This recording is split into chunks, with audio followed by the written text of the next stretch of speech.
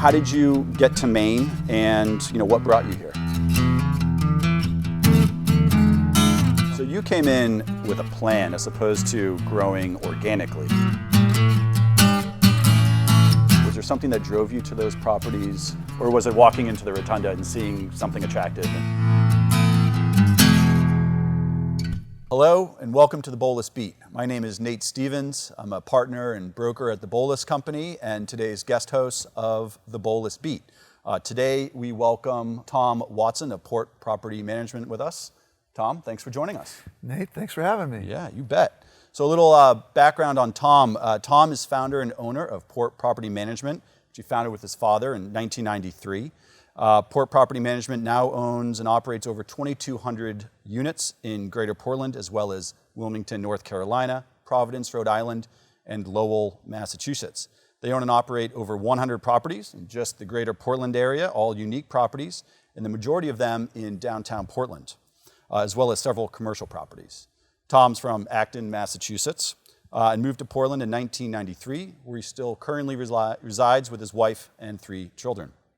Tom attended Stanford University, got his MBA from Boston University, and Tom has recently been named to Maine Biz 2020 Next List, as well as recently won a Grow Smart Maine Outstanding Project Award for one of his projects, which I'm sure we'll touch on today. So thanks for joining us, and let's get rolling. So, let's start from the beginning. How did you get to Maine, and what brought you here? I had vacation here as a kid in York Beach. Okay. In 1989, when the savings and loan bust occurred, my brother, my older brother, who's a plumber, and I was a painter and sheetrocker, picked up a property in York Beach, Maine, a 4-unit that we did over. And just to take a step back, this is interesting because I went to Stanford, right? When I got out of college, I started a painting and sheetrock business. Yeah. Which might not have been the trajectory you would think one would take coming out of school. MBA from and an MBA from BU. But the beauty of that was that I got in with a lot of general contractors on a lot of projects in Boston, the South End, Back Bay, and a lot of properties that were in great disrepair. Mm-hmm. And what it did for me is it created this sort of no fear mentality that I could get into these projects where buildings seemed to be falling over, they're a complete mess, and we learned how to put them back together. So it was, for 4 years, I cut my teeth down in Boston. Moving forward, I come up with my brother, who's a plumber, buy this place, water damage all over, but we wanted it at auction because we had that no fear factor. Right. You knew what you were getting yourselves into. We knew what we were getting ourselves into, yeah, exactly. Being in York, rehabbing that building, so I'm an ultimate Frisbee player, or was. I'm about to be 58, so I'm not anything athletic anymore. But I came to play some Frisbee there was a Frisbee team here in Portland. They brought me out to Gritty's afterwards. I'd never been to Portland before. I think I was 30, and just fell. The Frisbee players were just really friendly, really fun. The Gritty's, the pub was great. Yeah. That was the early 90s? Yeah, it was 92, 93, sure. Right? Yeah, so, and I was like, well, why go back to Boston? Why go back to York? And so, I was fortunate enough in that the real estate market, at least the residential real estate market, had sort of toppled in the savings and loan debacle of 1989, 1990. Yep. And they were just coming out of it. And so the first building I bought was an 8-unit on the corner of Spring and Brackett. Sure. 204 Spring, and it also had a lot of water damage, so I moved into the basement apartment, actually lived in the closet of the basement apartment and rented out the 1 bedroom. It was a fairly large closet, but in any event, so that's, anyway, probably more than you wanted to hear, but there it is. Perfect, yeah. Perfect. No, I think there's this importance to, first of all, you have the background in construction, you know the buildings, you know how they operate. You've lived in, one of your units before, so I think that makes it easy to relate to your tenants, relate to when you're looking at future projects, knowing, I don't know if you still put these skills to use on a daily basis, but Well, I don't, as a matter of fact. But let's talk about what I didn't know. This is really funny, right? So I bought the second building a month later, and then the third building a few months later, because they were, this was a period where you would walk into what was People's Heritage, which is now TD. Yep. And that rotunda, I think, on 1 Portland Square. Sure. There's sort of a rotunda. Yeah. They used to have easels up with pictures of the buildings that they were essentially giving away for, $7,000 a unit. Oh, yeah. But what I didn't know, I had my MBA, but there was things I guess I didn't pick up. Mm-hmm. So I remember like working in my third building, and my buddy calls me. He says, "Why are you painting apartments? Why aren't you out raising equity?" And I said, "What's equity? Is that the down payment?" That up at MBA. It's just like, so while I knew plenty, I also didn't know plenty. Right. So there you go. Anyway. So when you bought that first building, you bought your second. At that time, did you say to yourself, "That's what I want to do. I want to own real estate and operate real estate"? So just to go back, my dad was an accountant for a real estate firm. Okay. Actually, the building that was connected to the old Boston Garden, and he figured out that he didn't have any retirement, and he had no money to put his kid through college or help his kid through college. And so he started buying apartments in Lowell, Massachusetts, and it was tough and it was rough. Yeah.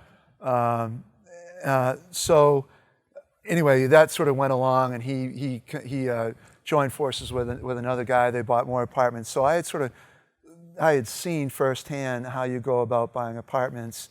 When I came to Portland, my goal was, you kind of mapped it out financially. Said, if I could own 100 apartments. And have my dad as my partner, I would be in a pretty good spot. So my goal was to aggregate.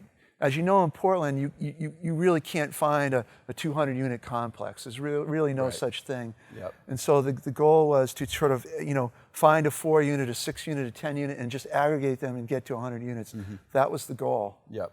So you came in with a plan as opposed to growing organically, where you talk to a lot of other real estate professionals. They say, "Oh, well, there was a good deal there, and I bought that, and that one over here." It was a little bit more methodical. You're giving me way too much credit. It was no. I mean, there was this very sort of rough plan, like let's own 100 units, but it was very organic. I mean, it was really, as I say, the first building I bought, I lived in the basement in the closet. The fourth, and then when I bought the fourth one, I moved into that and did that over. Mm-hmm. And this business started out of the back of my pickup truck. And my dad and mom. My dad was, the accountant guy and sort of that 10 or 15 years of wisdom. My mom was the bookkeeper, and they would come down to my apartment. I had a desk, and they did the books. So it was indeed very organic, yeah. Was there a mindset you had, or when you were looking at, let's look at maybe your first 3, 4, 5 properties. Was there something that drove you to those properties? Or was it walking into the rotunda and seeing something attractive and just going for it? It was a funny time, Nate. It was... I had bought 1 or 2 buildings, maybe paid a little too much, I think, for the second one. And so people said, "This guy's new to town and he'll pay you a little more than the going rate." So I had a number of folks at the time. One of your competitors, Frank O'Connor, was, I'll tell you a story. This is a quick story. Andy Ingles. Sure. A great guy. You can't help but love Andy. He's a wonderful, wonderful person, a good family guy. I at the time, back in the day, I'd cut off shorts. I was probably carrying my Frisbee around. I had a backpack, and I bought a couple buildings, and I approached Andy, and I didn't know what broker to go to, and someone said, go to this guy Andy, and I went in and started talking to him, and I don't think I knew what I was talking about, and I think he figured out I didn't know what I was talking about, and he just sort of brushed me off as I remember it. Yep. And I think since then, I think Andy said, "Not my best move." Oh, yeah. So never judge a book by its cover, right? But Frank O'Connor was good enough to say, "Okay, you don't know what you're doing, but you did close 2 buildings." So he really took me on to probably the next 4 or 5 properties. Yeah. And so there was this transition time, and you look at, when I'm looking at your portfolio, especially here in Portland, it's 6 units, 7 units, 10 units, 3 units. It's a lot of different, it's 100 buildings. But you also own properties like the Lafayette. It's 100 units on Congress Street. Obviously Bayside Village, and a lot of other larger, Metropolitan on Congress Street. What was that transition from these smaller apartment buildings? How did you go about that? So can I, just for the audience, I want to bring up what you brought up before we started this thing, which I think is really important. And it was that, we're having this meeting in part to catalog sort of the history of Portland, or at least the real estate development of Portland. And it is so true that I'm just this young kid, grabbing these buildings and grabbing some other Frisbee players to come and help me paint them and rip down cabinets and put in kitchens. And for 10 years, I was doing that. And what I would say to people who hear this or see it is that, if you haven't done it before, go ahead and get that 4-unit, or go ahead and get that 6-unit, and go ahead and get your hands dirty. And if you don't know what you're doing, that's okay. Go down to Maine Hardware with whatever you just ripped out and say, what is this, and can you give me a new one? But I do that all the time. And there's one of the things, we had a lot of great tradespeople when I was buying these 12 units and these 4 units. I had heating systems. I didn't understand how they worked, and so many great tradespeople. Tim Darling Plumbing and Heating. Phil Snyder. He's now passed, but his son is still around.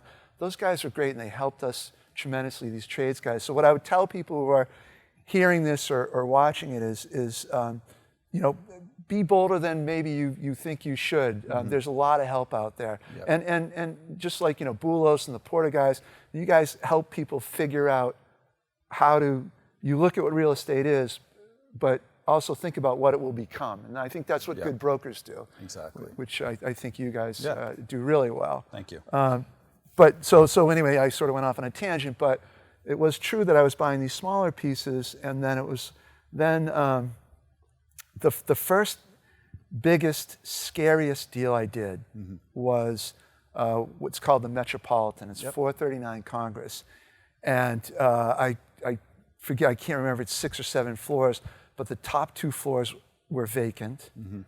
And it was really rough. And everything I'd bought to date had some sort of parking. And this was going to be a 71-unit purchase with no parking. And I thought, and it's right downtown, so where are you going to park? And so, we took the flying leap, went for it, did all the apartments over. They're wonderful apartments. They're just like, they're perfect. They got a really great vibe to them. Yeah, exactly. So that was the first big leap. And then we realized that you could buy these downtown properties, make them work, figure out the electrical and heating systems, make the apartments cute, attractive, and get a good tenant base. And that was the early 2000s, or? Yeah, I think it was 1999 or 2000. Okay. And that was your first building that had commercial components as well, right? That is true. I think right at the same time I did the Rebar flatbread project. Okay. So there was a lot going on at that time. But yeah, that was the first big one. But then it made me realize I could go after these downtown properties that had no parking, make the apartments really cute, and get a really great, like a grateful and excited tenant base. A lot of the buildings you own are older stock, historic buildings. Is there anything to say to that in terms of, you're attracted to older buildings, or that's just what was available at the time? Okay, so really that was what was available. And it was what I was good at. I was good at renovating. So, going ground up was something I hadn't done. So finding these older places, and they went at a pretty good price point, because back in the early 2000s or in the late 1990s, I would say if you had any sort of money that you wanted to invest in real estate, you did not put it into apartments, because apartments was a pretty tough business. Portland was a little rougher then. People had moved out of downtown. People had higher moved, vacancy. Different crowd. It was rougher. It was tougher. I mean, I bought, for example, a building at 279 Brackett Street, which is only a 14 unit, but I had prostitution going on. I had drug dealing going on. I had drug use going on. Sort of people flopping there, and it was.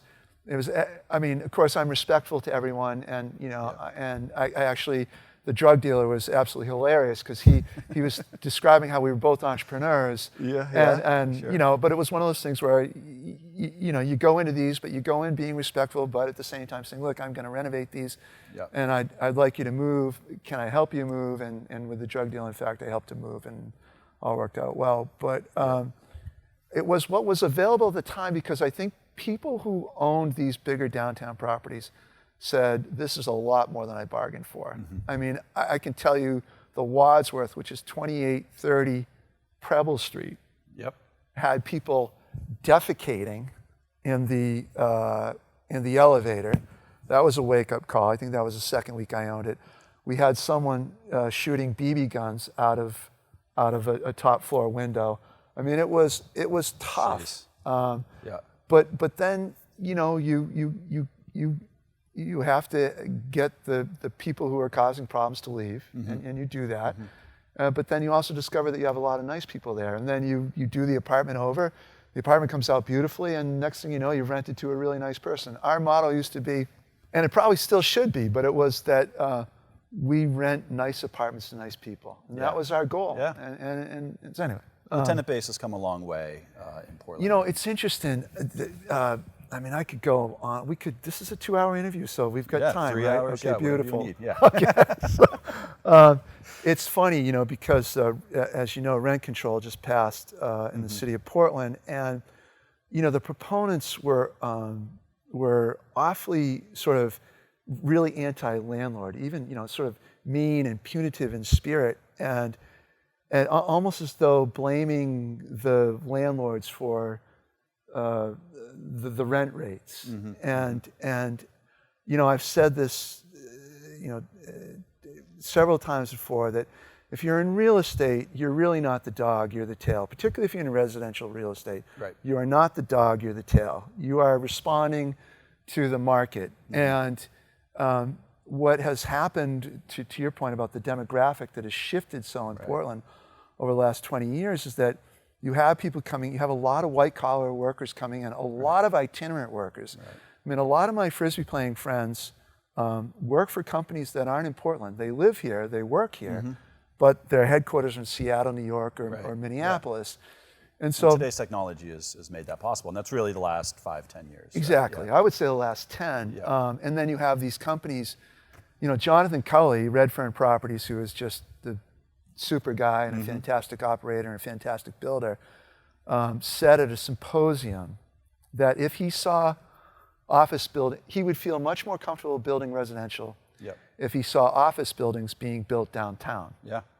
Well, guess what? Office buildings are being built downtown, and Jonathan is building, and I'm building. The addition of Wex, Covetrus, Sun Life has a building planned as well. Exactly. So you've had this real shift in demographic, and I know Jonathan in building new, and me in renovating. You know, people 10 years ago started coming to Portland and saying, geez, the apartments aren't very nice in Portland. It was just about 10 years ago we said, we've got to do Port Property Management Phase 2. You know, Tom, you did a great job putting linoleum down and painting the cabinets, but we actually need newer cabinets, granite countertops. We need, you know, tile floor. We need nice apartments. And so 10 years ago, we shifted, and we made our apartments, you know, we take D and C grade apartments and make them B+. Make them really nice. It was in response to this growing demographic. And so if I invested $20,000 in a metropolitan apartment, I would like to get that return in 5 or 7 years. And so the rents went up $200. Well, that's a 15-20% rent hike. And as I say, I think the rent control proponents are saying, hey, you're to blame for that rent increase. And I'm saying, well, no, the demographic shifted. We built the place out accordingly and rented it accordingly. So I sort of went off on the rent control, but to your point, the demographic has just shifted quite substantially. And increased the quality of the apartments as well. I mean, when my wife and I moved back to Portland 2007 and looking for a 1 or 2 bedroom, I think we were paying $700 a month, but we could not find anything of quality of 2 mid-20s working professionals. Never mind if you're about to have a baby. I mean, exactly. There was just nothing available. It was extremely hard to find that quality. And we got a lot of feedback from people like you and your wife saying, you know, either they weren't going to rent from us, or they were renting, but it was wasn't really what they liked. Yep. And they were, quick to move out. And so we really, in 2010, 2011, we responded to that. And we have, 1,500 units in Portland, South Portland. Now in Biddeford, we have 71 units there, all of which we've renovated. Interestingly, to go back to sort of rent control and that demographic, we have a building, a 62-unit building that had gone through Port Property Management Phase 1, but needs to go through Port Property Management Phase 2 renovation, right? Make it really nice. But because we are limited in our rent increase, we'll never get that investment payback. So for the viewer, the referendum that was just passed ties the increase in rents to inflation. Yeah, so it has a few things. To be fair to the referendum, it has a CPI. I can only raise rents by Consumer Price Index, which has been traveling around 2%, 1.8. At a turnover, that is when it vacates, you can raise it 5%, and you can raise it no more than 10% in any given year. The problem is because the housing stock is so old in Portland, you really need to put 20 to 25,000, right? Because you're not just putting it into the cabinets in the bathroom. You're also doing something with the electrical and probably your heat system. So you're spending about 25,000 a unit. If you're looking for a 7-year payback, which I think is reasonable by any investment standard, that rent has to go up, $200-300 a month, and you can't do that under the current rent control regime. So I think you're going to find, a lot of pullback on the sort of the quality of housing, and it will revert. I mean, I don't just think this. I know this because I just went through a meeting where we said we were planning on replacing these 300 windows, but we're not. Right. So it could possibly take away that opportunity to increase the product, right? Absolutely. I mean, this is about quality housing. I mean, one of the things all the wonderful people at Port Property have done over the years is improve that quality of housing. I mean, that's been our mission, and we are essentially stopped in our tracks having the referendum pass. So we're sort of retooling, re-strategizing. Yeah, and I mean, as you know, the basic tenant is not always kind to your unit, and when you have that turnover, there is money that you need to spend regardless. I can tell you, just a standard turnover, even the kind people, even the kind people leave things a bit messy. And if you're gonna rent to someone's coming in, they like the apartment, you're gonna paint it. I mean, painting an apartment these days costs you $500 to $800, could cost you $1,200. If you sand the floor, that's another $900. You can drop $2,000 like that. Right. And to only be able, to be limited in what you can then charge for the work you did it's a bit frustrating, but there it is. I walked into an apartment once where there were holes in the carpet, like every 3 feet, everywhere. And I asked the landlord at the time, I was like, what the heck happened here? And he goes, oh, well, previous tenant had a dog, it liked to dig, and it always kept pretending to dig its bone in the carpet. And I was like, oh, well, you have the security deposit. It's $500. No. It's not going to cover even close to recarpeting. But I will say one of the things about the change in the demographic is, compared to 20 years ago, someone would leave the apartment and it was, I mean, you were left, throwing out what they left there, and just even before you even started painting and doing all that, you had to sanitize it. Yeah. That really isn't and I think Jonathan Cully, who owns whatever 200 plus units, would tell you the same thing. Yeah. The sort of new demographic, I think, has a lot more respect for the apartments. Also, the apartments are nice. So, interesting. Yeah, it's a sort of a different world right now. Yeah. Well, so moving on to where Port Property manages now. With your most recent acquisitions, the Bayside Village apartment building as well, which you're renovating, right? It's 200 units, workforce housing, right? Yes. Yeah, yes. And then Biddeford Mill project. Yeah. Sorry, I was trying to think of the 5 things that I could tell you about. Yeah. Well, and then 82 Hanover, which is strictly commercial, no residential. Weren't you the broker on that? Yeah. So I represented the city in that process. Yeah. Which was thank you very much. Just fun. No, thanks for your patience. Yeah. It's that's it was true. a unique process. It was unique. It took I think didn't it take us like 13 or 14 months just to close? Right. It probably, right. Yeah. Yep. Well, there's it was a brownfield site. There's some environmental issues. I mean, took a big leap of faith with that. So when you're looking at projects like that now, what is your mindset in terms of what makes this a good investment, or is this kind of the strategy that you're focusing on now? Yeah, so we have, so let's just be really clear about 82 Hanover for the record. So we can talk about the 200 units that was formerly Bayside Village, and we're going to build 171 units on 52 Hanover, and we're doing the historic tax credit rehab at Pearl Street in Biddeford, and we have another project on a contract with Art Gerard. We're going to build 100 units there in Biddeford. But 82 Hanover is really unique. And I said this, or at least tried to say this at that symposium that you and I and Jeff Levine were at down at 65 Hanover. Right before all these projects kind of took off. Yes, but 82 Hanover was definitely one of those, what's the band there? Van Halen, right?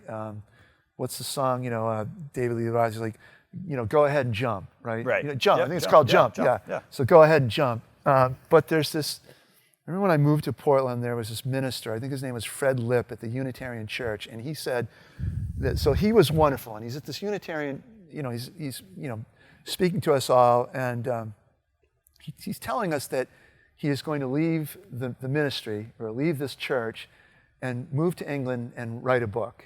Yeah. And everyone's just sort of, what? And he said, well, I decided that I ought to go ahead and leap, that the chasm is neither as wide nor as deep as you think it is. Yep. And so for the younger folks who are watching this or hearing this, I would, again, be bolder than you think you can be. There's a lot of people out there that'll help you, whether they're partners. But 82 Hanover was a leap. I mean, I can look at Bayside Village and say, okay, I know how to renovate that. I know how to do that. I've done that in the past. 82 Hanover, while a lot smaller than Bayside Village. It's like 50,000 square feet. Yeah, 45,000 square feet. Was one of those, we took that leap. We didn't know who would come to Bayside. We knew that we had Bayside Bowl across the street, right? And I don't know, maybe you did. But maybe I'm giving you more credit. Yeah, I'm an optimist. That's what I was trying to sell you on. I did a hell of a job. So I think, but my partner Brian Bush has been I grew up playing basketball with Brian. We've been partners for 25 years, and then Joe Porter. I think the three of us just said, look, we can do this. Let's go. Let's take a flying leap at this. And I knew I was going to move Port Property, the management company, down there. Right. And then very quickly. But I had plenty of sleepless nights. I think I even said at that symposium that I had a panic attack. And in fact, it was in Croatia, of all places. Joe Porter was getting married, and I remember waking up because I hadn't raised all the capital. I think I needed $2 million from equity. By the time I went to Croatia, I'd only raised half of it, and I, not by many commercial standards, not a lot of money to raise. But what happened is I had a number of partners say, no, I'm not interested in that. I don't feel like your plan is fully vetted. I don't see anything like that down there.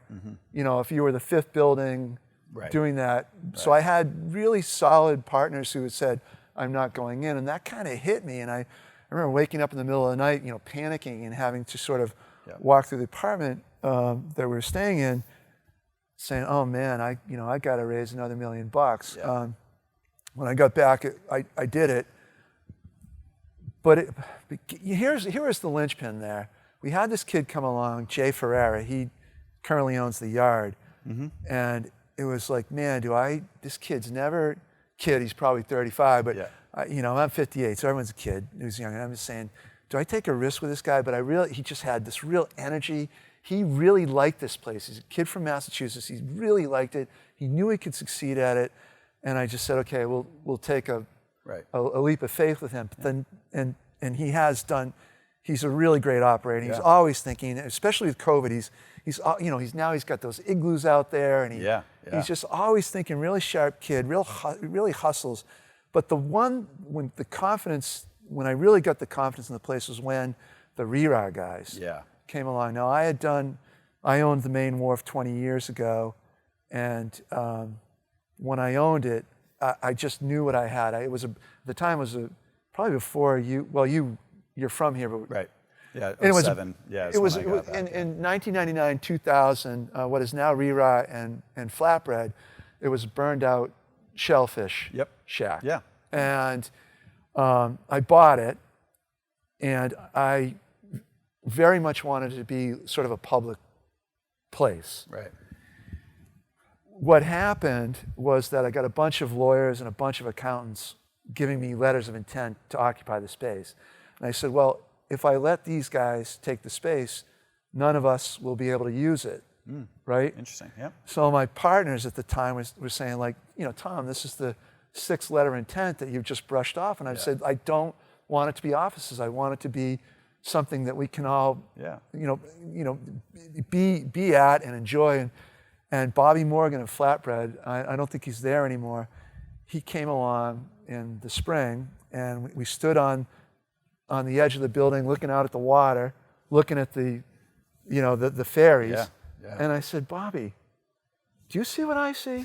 Yeah. And he goes, I totally see what you see. We're in. Yeah. And so Flatbread, to their credit, that just gave me a big boost of confidence. The next guys to come along was Rerod. Mm-hmm.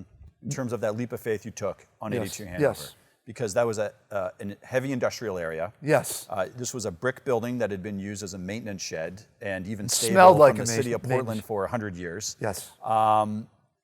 Broken out windows and everything like that. And you were kind of in this with a lot of the other parties that had purchased properties from the city. Yes. So like Barrett Made and Jack Soley and Nathan Zan and so you were kind of in that together, but that was the biggest project of. Yeah, well, those guys, group. well, not to take anything away from Xanthan, he does a hell of a job. Yeah. But he had his program, and he knew what he was going to put there. He had a piece of land. Soley was doing the condos, which was gutsy because Yep. he's doing condos in an area that doesn't have condos. Exactly. So, hats off to Jack Soley for that. Barrett, hats off to Rob. He made an incredible space for himself and Acorn Engineering. But I had to, for me, and I don't want to minimize the fantastic work those guys did, when the Rewire guys came along and said, let's get the band back together, and they wanted to build out Wilson County Barbecue, I knew we had something. Yep. That said, okay, if those guys have a lot of vision, they do stuff around the country, Las Vegas, North Carolina, Ireland. Yep. When those guys bought in, I knew we had something. Yeah. And then there was some restful nights, as it were. Especially in an area like that, you're trying to spur redevelopment and activity, and you never want to be the first one. Yeah. Right? And you kind of were the first one. I mean, obviously there were some other folks there, but you were a little different in that you were trying to lease a vacant building as opposed to going in and occupying yourself or new construction.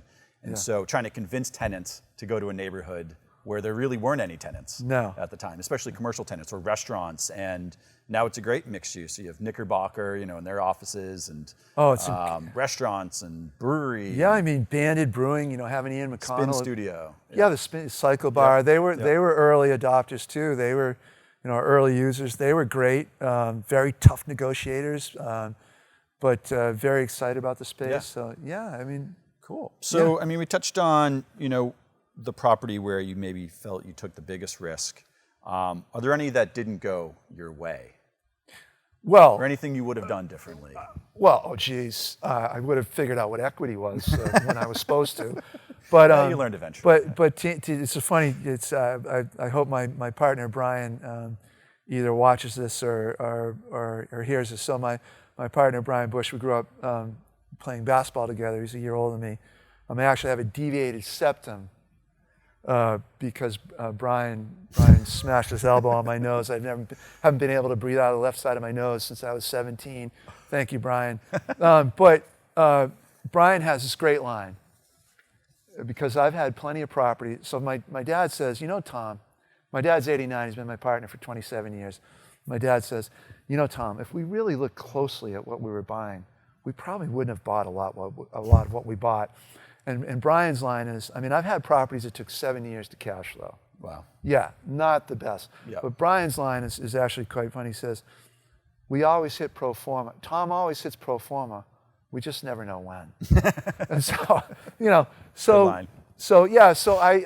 there have been properties that in my past I bought sort of not seeing fully how badly they were. The Wadsworth is a perfect example.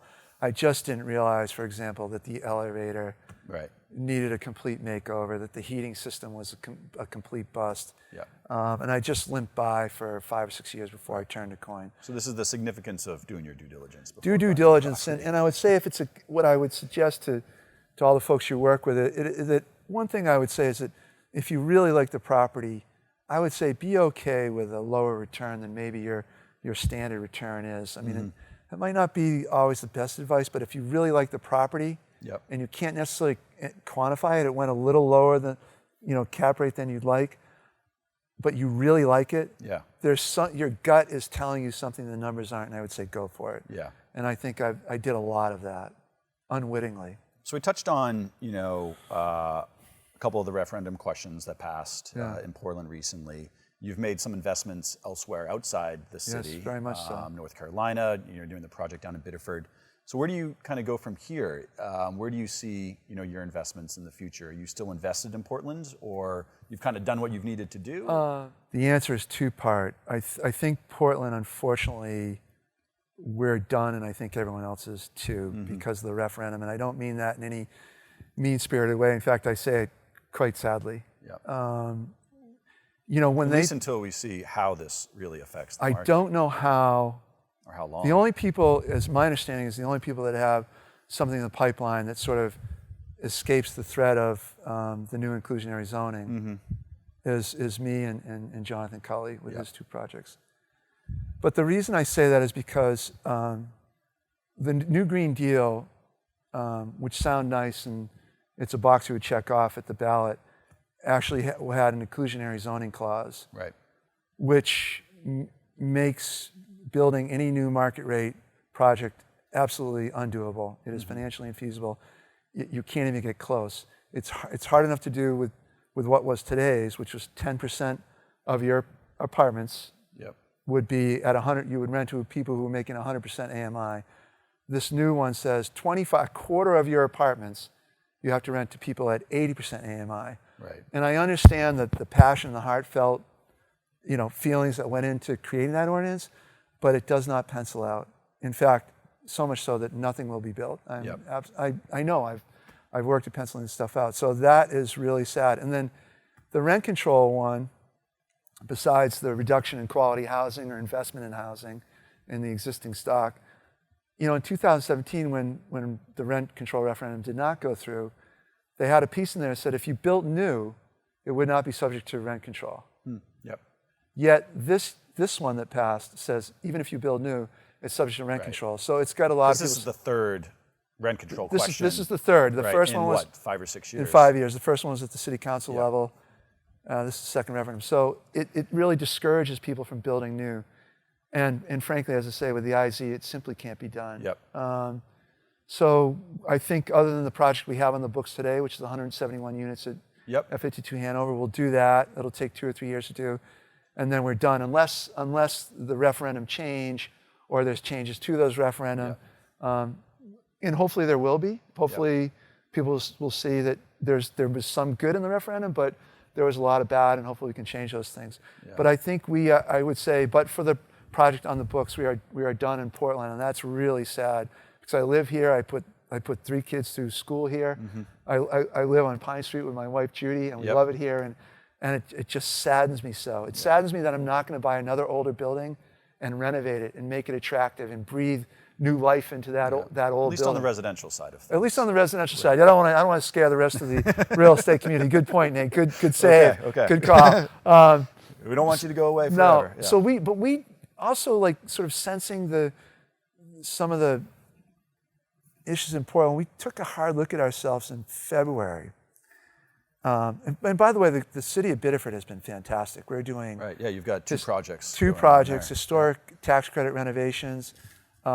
Really exciting being in Biddeford. And we'd love to do something here with the Respira group. We'd love to do something here. I haven't met them yet, but by here you mean Scarborough Downs. By Scarborough Downs. I mean, really gutsy what they're doing. Really smart. Love to do something with them. Love to do something in South Portland. So I think the neighboring towns will benefit by Portland's sort of restrictive covenants now. But we also took a look at ourselves in February and said, what do we do really well? And what we said we do really well is we do apartments well, whether we're renovating or we're doing from ground up. And we said, well, where is there a vibrant pipeline? And interestingly, it led us to the Southeast. The Southeast has, a growing growing population, growing income base, and growing job growth. And so then we said, well, okay, why did we move to Portland in the first place? We said, well, it's got the ocean, the mountains aren't too far away, and it's a ton of fun. Yep. And so we started looking, and it's a place where the cap rates are reasonable. Yep. Whereas if you go to Boston, Compared to the rest of the country. Yeah. Yeah. So we said, let's look at another tertiary market like Portland. We might call Portland secondary, whatever. Take your pick. So we said, where else could we do that? And the cities that came up was Wilmington, North Carolina, Savannah, Georgia, Yep. Charleston, South Carolina. We're thinking about Jacksonville, Florida. So we went down to Wilmington, bought our first place a couple months ago, and with that place bought some land, bought our third place 2 weeks ago, and are powering Friday to buy another few places. So our goal is in Wilmington to aggregate to get to a place where we have 200 or 300 units. Yep. And to continue looking at Savannah. And the other tertiary markets. Another tertiary Portlands, markets. right? Yeah. Yeah, exactly. So, Yep. so You have to get your frequent flyer miles up there. Yeah. I mean, I think here, whether it's Bush Watson is what, because we own property in Rhode Island and Massachusetts, and my partner Brian now moved to Burlington, Vermont. We're looking at deals there, and we are really. While I've been doing this for 27 years, one of the wonderful things is a lot of younger people have come on. Mm-hmm. Mike Normando, John Liberty. We work an awful lot with Mike Barton. Yep. So all these younger guys, Joe Porter, all these guys in their 30s. Mike's a little older than that. But all these guys in their 30s, they're getting really excited to grow the business. So in many ways, we're just as much an entrepreneurial concern as we were 25 years ago. So. Yep. So obviously we're in the middle of a pandemic, right? COVID-19. And how have you seen that affect port property management on the residential side, on the commercial side, and where do you think it goes? Is this a short-term issue? Is this a long-term issue? There has not been like a substantial increase in vacancy or delinquency on the residential side. Yeah, it's great to hear. So that's good. And for those folks who have been delinquent, we've got great tenants. Mm-hmm. So we work with them, we talk it through, and we're all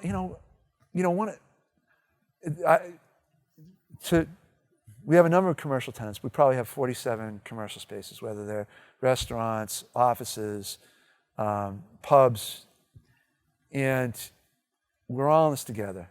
82 Hanover. I can't have those guys fail. Right. So, I've worked diligently with Wilson County Barbecue, and we worked on reshaping their rent.